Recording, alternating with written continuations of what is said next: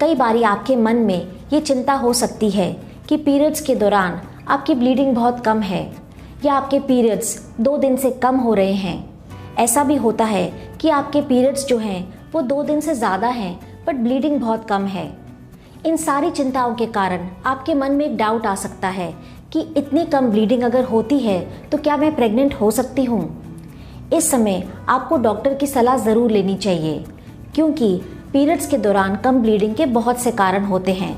मैं इन कारणों के बारे में आपको बताऊंगी, इसलिए हमारा वीडियो आप लास्ट तक ज़रूर देखिए। पीरियड्स के दौरान कम ब्लीडिंग का एक कारण होता है जेनेटिक्स।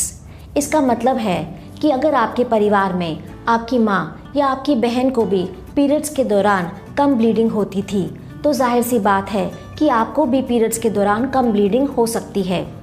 कुछ ऐसी परिस्थितियाँ भी होती हैं जिस दौरान हमारे पीरियड्स में ब्लीडिंग कम हो सकती है।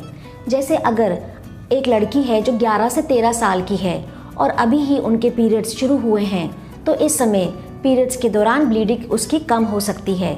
या अगर आप 45 से 50 साल की महिला हैं और आपके पीरियड्स बंद होने वाले हैं, इसका मतलब आपका मेनोपॉज आने वाला है, इस समय भी आपके पीरियड्स के दौरान आपकी ब्लीडिंग कम रहेगी।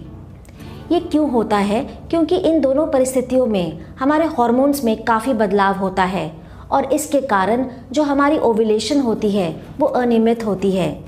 इसके कारण हमारे जो अंदर गर्भाशय की परत होती है वो इतनी मोटी नहीं होती और पीरियड्स के दौरान हमारी ब्लीडिंग जो है वो खुलकर नहीं होती। जैसे कि मैंने आपको बताया कि पीरियड्स के दौरान ब्लीडिंग कम होने का कारण हार्मोन्स में बदलाव हो सकते हैं। तो हमारे शरीर में कौन से 2 हार्मोन्स हैं जिनके कारण पीरियड्स में कम ब्लीडिंग हो सकती है? पहला हार्मोन है थायराइड हार्मोन। अगर इसकी मात्रा हमारे शरीर में कम होती है तो हमारे पीरियड्स जो हैं वो खुलकर नहीं आते। और दूसरा है प्रोलैक्टिन हार्मोन, और अगर इसकी मात्रा हमारे ब्लड में ज़्यादा है तब भी हमारे पीरियड्स जो हैं वो खुलकर नहीं आते। पीरियड्स खुलकर ना आने का कारण होता है गर्भ निरोधक गोलियाँ। अगर कोई महिला इन गोलियों का सेवन कर रही है तब भी आपके पीरियड्स जो हैं वो खुलकर नहीं आएंगे। और ये भी हो सकता है कि आपने गर्भ निरोधक इंजेक्शन लगवाया हो जिसको हम डिम्पा कहते हैं, उसके कारण भी आपके पीरियड्स खुलकर नहीं आते। कई बार ऐसा भी होता है कि आपकी माहवारी अनियमित थी और डॉक्टर ने उस पर नियंत्रण करने के लिए आपके बच्चेदानी में मेरिना डाला है। मेरिना एक छोटा सा उपकरण होता है और इसके डलने के बाद भी आपके पीरियड्स खुलकर नहीं आते। कई बारी महिला बहुत तनाव से गुजर रही है। हो सकता है कि आपका कोई एग्ज़ाम हो या हो सकता है आप नौकरी बदल रही हो। इस समय स्ट्रेस के कारण आपके शरीर के जो हार्मोन्स का लेवल है उसका संतुलन बिगड़ सकता है और इस कारण आपके पीरियड्स के दौरान जो ब्लीडिंग है वो खुलकर नहीं आएगी।